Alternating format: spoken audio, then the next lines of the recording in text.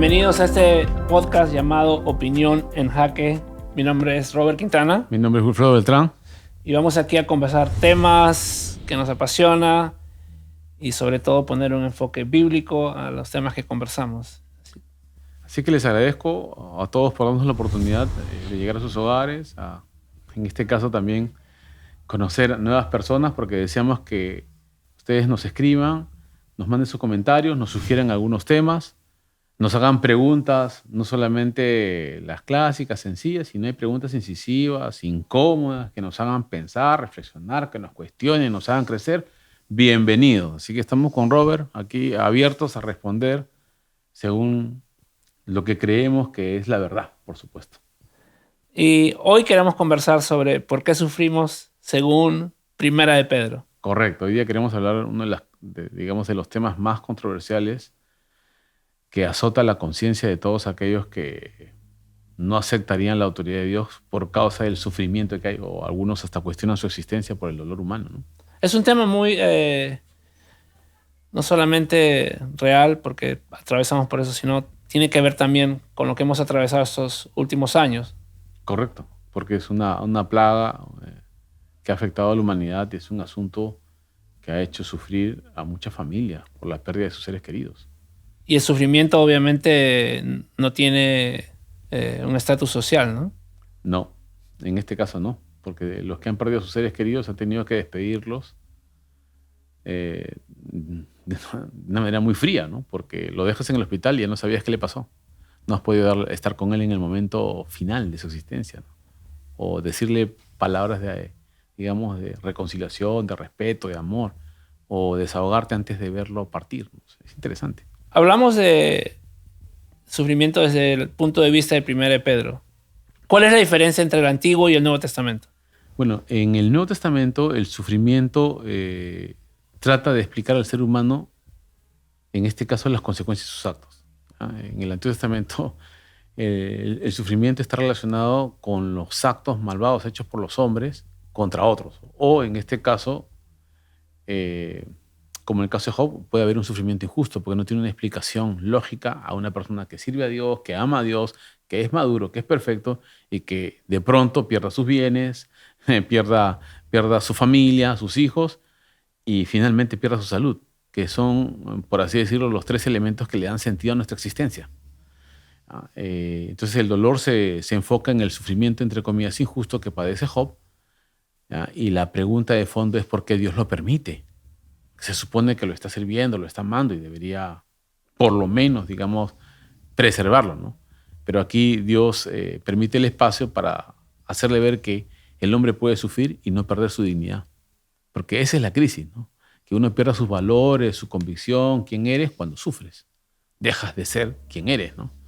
El otro caso singular del sufrimiento en el Antiguo Testamento lo plantea José en el libro de Génesis, porque sufre ya en este caso por causa de sus seres queridos, ¿no? Que lo venden como esclavo, de esclavo pasa a ser encarcelado por una acusación injusta, va de mal en peor, pero no se ve el conflicto emocional que atraviesa Job, sino se ve una actitud, en este caso, de confianza en Dios a pesar de la maldad que se plantea, contra él. Y en el Nuevo Testamento, la ventaja de Pedro es que él lo usa como modelo para decir que el justo, para vencer el mal, tiene que sufrir por los injustos. Y en este caso Jesús, el que no cometió pecado, el que no hizo nada indigno, el limpio de corazón, se entregó por nosotros para vencer el mal. Entonces ahí hayamos una explicación ya más académica o más inteligente sobre el sufrimiento. ¿Qué dice Primera de Pedro? Primera de Pedro, en el capítulo 2, el que te planteo, dice: pues para esto fuimos llamados, porque también Cristo padeció por nosotros, dejándonos ejemplo para que sigamos sus pisadas, el cual no hizo pecado, no se halló engaño en su boca, que cuando lo maldecían no respondía con maldición, cuando padecía no amenazaba, sino encomendaba la causa al que juzga justamente, quien llevó él mismo nuestros pecados. Y bueno, en su cuerpo en el madero, para que nosotros, estando muertos en nuestros pecados, vivamos a la justicia. La explicación del sufrimiento en el Nuevo Testamento es para vencer el mal y dar la oportunidad a las personas de ser liberados de ese mal. Esa es la idea. O sea, el sufrimiento que padecemos enfrentando el mal nos abre la oportunidad de ayudar a otros a liberarse del mal que los destruye. Esa es la idea. Ahora, mucha gente puede decir, es injusto el sufrimiento. ¿Por qué tengo que pasar por el sufrimiento para conocer a Dios? Una de las reglas del juego establecidas por Dios desde la creación es que el ser humano tenga voluntad propia. Y para tener voluntad propia debe tener alternativas para decidir. Y en este caso, se ve en Génesis que Adán tuvo dos alternativas: obedecer a Dios o desobedecer. El hecho de que tengas voluntad y sea una voluntad libre debería poder hacer el mal. Si no, no tendría voluntad. Sería una máquina. Y al establecer, digamos, esas normas del juego para la criatura, Dios respeta su decisión a través de los siglos. Y la única manera de que el hombre sea consciente de sus actos es que sufra las consecuencias de ellos, o positivamente o negativamente. El sufrimiento es una consecuencia digamos, de las decisiones malas que el ser humano toma o que otros toman, porque somos una sociedad. Como, por así decirlo, somos una sociedad, lo que haga uno afecta a los demás. No somos seres completamente independientes. Claro. Y son las reglas de existencia que Dios establece para la humanidad, y en base a eso Dios ahora usa el sufrimiento para solucionar ese problema. Claro, llegando, por ejemplo, un ejemplo claro, la pandemia. Dicen que fue algo que fue originado por un ser humano. Sí. Otros dicen que fue que alguien comió algo, etcétera, etcétera. Pero hubo un origen. Cual sea el origen, hubo un origen. Y ese origen afectó a millones de personas. Correcto. Entonces, por esa sencillo, sea como haya sido el origen de esto, afectó en sufrimiento a otros, que nosotros no tenemos nada que ver con eso, pero pagamos esas consecuencias, ¿no? Es cierto, es que ahí viene el sentido de unidad establecido por Dios para la sociedad.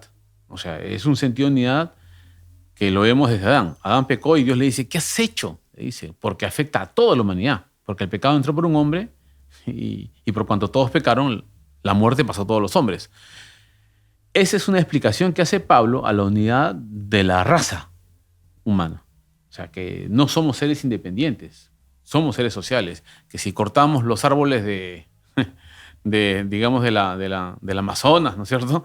Si en Sudamérica cortan los árboles, podemos afectar el oxígeno del planeta, porque hay una interacción establecida por Dios para las relaciones humanas en relación al planeta, ¿ya? Nuestros actos en relación al planeta. Y si el planeta sufre, también sufrimos las consecuencias, ¿no? Es inevitable. Entonces, hablando sobre el sufrimiento y lo que atravesamos en el día a día, quiero volver a la pregunta que te hice anteriormente. ¿Por qué eso me tiene que llevar a conocer a Dios? Aquí viene la respuesta de Pablo, quiero añadirla acá. En 2 Corintios 12, 9 al 10, él dice, ante un padecimiento de una enfermedad, él dice, le pregunta a Dios que se lo quite y Dios le dice, bástate mi gracia porque mi poder se perfecciona en la debilidad. Y uno diría, pero ¿por qué Dios, en este caso, usa el sufrimiento? Porque ya es un elemento de la experiencia humana, de la crisis que hay, digamos, en el planeta como consecuencia del pecado de Adán, porque afectó el planeta, ¿ya? Y ahora él padece, pero se abre la oportunidad para que conozca a Dios, porque el ser humano, por causa del mal, se vuelve completamente egoísta y no le interesa nada espiritual a menos que tenga la oportunidad de tener conciencia de Dios. Y si yo pudiera resolver todos mis problemas, no necesitaría de Dios. Y Dios permite ese espacio donde estamos imposibilitados de solucionar las cosas para Él demostrar quién es y para que el hombre lo pueda conocer. Esa es la respuesta que da Pablo. Te da el espacio en medio de la experiencia humana para conocer a Dios. ¿Por qué tengo que sufrir para poder hacer eso? Esa es mi pregunta. Esta es la tercera vez que te hago. Porque yo creo que también hay un balance de la justicia, ¿no? ¿Dónde entra ese balance de la justicia en mi sufrimiento? Ya, Dios, aquí viene el asunto, ¿no? El asunto de la justicia divina se basa en acompañarte en medio del dolor, fortalecer tu vida, darte sabiduría, y cuando padeces según la justicia, Él padece contigo. Padece según el poder de Dios, porque de lo contrario podrías resistir. ¿Ya? Dios nos acompaña. ¿No? Es como que estás en un campo de concentración y ves los actos aterradores, ¿ya? Pero que podríamos ver el ejemplo de Corrie ten Boom, que en medio del dolor ella vio la mano de Dios en ese campo de concentración en Ravensbrück y vio como muchas personas conocían a Dios, como muchas personas vieron el milagro y las cosas malas que le pasaron, Dios lo tornó para bien. Porque en este caso, Dios no está limitado por el mal que el ser humano hace. Y te da la oportunidad de conocer su poder venciendo el mal. O sea, no es que te va a dejar sufriendo todo el tiempo. No es que te va a dejar padeciendo, porque Pedro lo dice en su primer argumento, que los sufrimientos nos permiten conocer los beneficios de hacer el bien luchando contra el mal. Y dice aquí el texto, en lo cual os alegráis, bueno, en las promesas de Dios, aunque por un poco de tiempo. O sea, Dios le pone el límite al dolor. No es que va a durarte toda la vida. Dice, si es necesario, porque hay lecciones que solo aprendemos por experiencia. Correcto. No hay otra. No hay otra.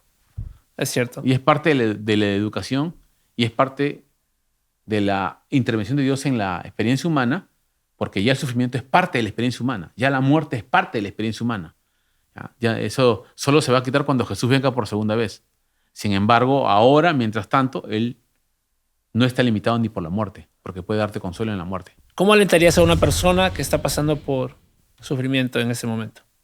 Primero lo escucharía, seguiría el método de Job. O sea, primero lo acompañaría solo mi presencia. En segundo lugar, le daría atención. Y cuando empiece a hablar, lo dejaría que salga todo el dolor que tiene dentro. Sin refutarle, sin cuestionarlo, que salga, ¿no? Las preguntas. Y no darle, digamos, respuestas simplonas. Si le dice, ya está bien, habla. Quiero escucharte primero, quiero conocer qué te pasa. Y después, cuando ya ha descargado, y ya, por así decirlo, salió la pus, entonces tú, cuando sale toda la pus, recién vas a poder limpiar la herida o conocer los medicamentos que requiere para poder ayudarlo a sanar. Porque la idea es acompañarlo, ¿no? Eso es importante.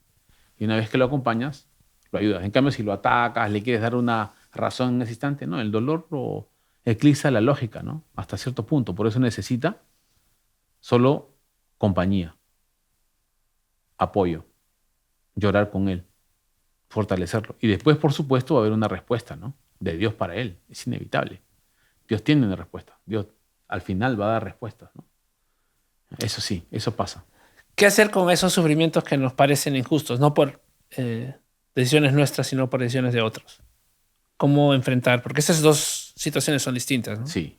Es que el aspecto más loable que plantea la Escritura es el sufrimiento donde tú padeces sin tener ninguna responsabilidad, pero eso te abre la puerta a vencer el mal del otro. Es increíble. A veces Dios permite que los creyentes sufran, ¿ya?, para enseñarles que ni el dolor puede apartarte de Dios. Y eso a mí por ejemplo, me abrió los ojos con Nick Ludovic, ¿no? Porque no tenía piernas ni brazos y en la crisis pasó la etapa de querer suicidarse, pero luego que él se compuso, que puede nadar, que puede tener una familia, que puede motivar a adolescentes, ahora él halló la razón de la experiencia. Si uno puede enfrentar el dolor en ese nivel y sobreponerse y correr tabla hawaiana, que yo no puedo, y el hombre sin brazos, es cierto que va con otra persona, pero pararse en una tabla y correr es un aliciente extraordinario de que no hay nada imposible para Dios, para sanar el corazón del ser humano. O sea, se convierte en una puerta. Si él no hubiera pasado esa experiencia, nadie podría ver que sí se puede romper ciertos límites en la existencia humana, que se puede superar cierto dolor, que no hay dolor que Dios no pueda consolar. Y eso solo ocurre si lo vemos, pues. Uh-huh. Es inevitable, somos seres humanos. Y cuando lo ves en personas que han padecido y se han, por así decirlo, se han recompuesto, han enfrentado el dolor, ha habido resiliencia, entonces asombra. Y hay un testimonio, un hecho real que hoy podemos cambiar. Es cierto. Interesante. ¿Puedes orar para bendecir o en ese momento también ayudar a las personas que están pasando por dolor? O quizás hay personas que conocen de alguna persona que está pasando por un momento difícil, ¿no? Correcto. Vamos a orar para decirles de corazón, hay consuelo en Dios. Y si estás sufriendo injustamente, como le dice Pablo, sufre las aflicciones por el Evangelio a Timoteo y le dice, sufre según el poder de Dios. Dios te va a acompañar y te va a dar la fortaleza y más adelante el consuelo en el corazón y las explicaciones que requieres. Vamos a orar por ti. Padre, te pido en esta hora que tú traigas consuelo al corazón de aquellos que padecen y que padecen injustamente, que no tienen en este instante una explicación para el dolor que atraviesa. Sin embargo, te pido que tu poder se muestre y en esta situación vean tu mano, que con la consolación que somos consolados en Cristo, ellos van a tener la madurez y la sabiduría para consolar a otros. Así que los bendecimos en el nombre de Jesús. Amén. Nos vemos en el próximo podcast. Nos vemos.